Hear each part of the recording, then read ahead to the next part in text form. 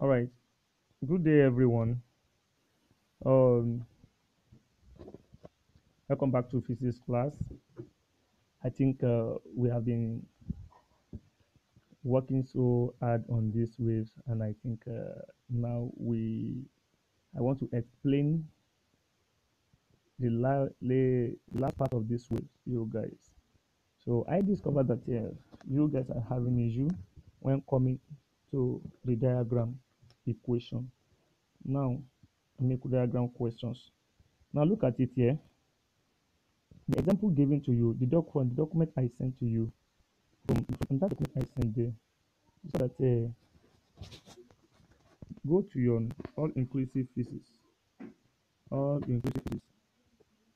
The question is there, on 7, page 260, 47, page 260. You saw that that is our first question here. Now, which says that a radio station broadcasts a frequency of 400 kilohertz. If the speed of the wave is 3 exponential 8 meter per second, calculate the wavelength of the radio wave. Now you can see that that one is an echo question there. So, and what is important here to do from your given is that the frequency given 400 kilohertz. Don't forget that it is kilohertz. It's not just 400 hertz. So, and you know that the frequency of that, the unit of the frequency is hertz.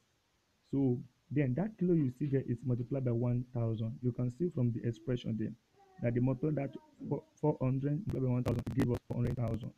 So, and the speed is given to be 3 exponential 8. That is the constant speed of light. That is constant speed of light. So please have it in mind. Is constant. That is the speed of light, 3 exponential 8 meter per second. So from the equation of wavelength, from the equation of wavelength, remember that wavelength is equal to what? Wavelength is equals to lambda velocity over frequency. That you can see it in this question. So velocity is given, velocity is given 3 exponential 8, and then frequency is given 400,000 x. So if you divide it, so we have 7.5 exponential to meter. Like that.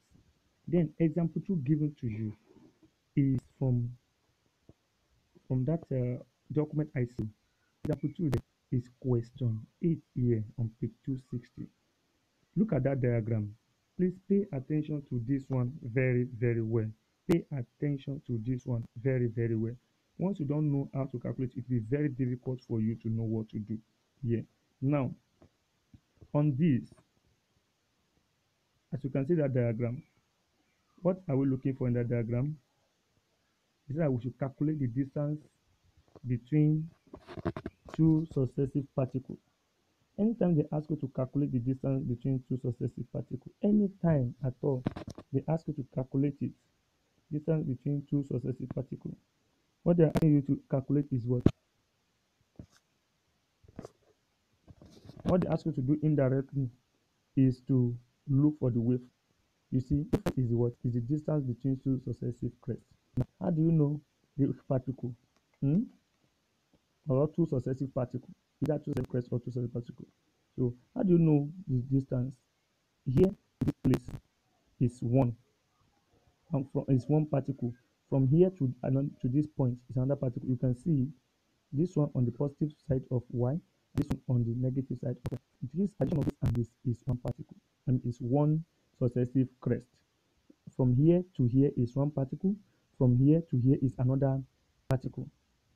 So, and the time taken, you can see on this x-axis, what you have there is time in seconds, and on y-axis, what you have there is what is distance. You can see it here. Now, the time taken from this point to this point here, from here to this point, that is the first particle is what? It is 0.01. You can see it with you. And then the second one, the time taken there is 0.02. Now, what are you looking for? Remember that there's an expression from what I sent to you guys. So I'm coming. There's an expression where I show it. Yes, this is it. So frequency is equals to what? Number of wavelength over time taken. Number of wavelength over time taken. Now, velocity is given that question to be 250. Then You want me to calculate two successive crests. How many wavelengths are there from this point to this point?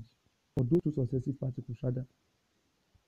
How many wavelengths? It's just one wavelength from here, from this point here, from this point to this point. We have one wavelength. That means number of wavelengths we have there is just one over time. What is the time? The first one is 0.01 and the second one here. The time taken to reach this point is 0.02. You can see. So, and that is exactly what we have here. That's 1 over 0.02. And frequency is equal to what? Is equal to 50 Hz. Now, from there, you can look for your wavelength now. Velocity is given the question to be 250 meters per second. And now say velocity divided by what? 50 because lambda. So you can see lambda is equal to what? Is equal to 500 meter. That is the first aspect.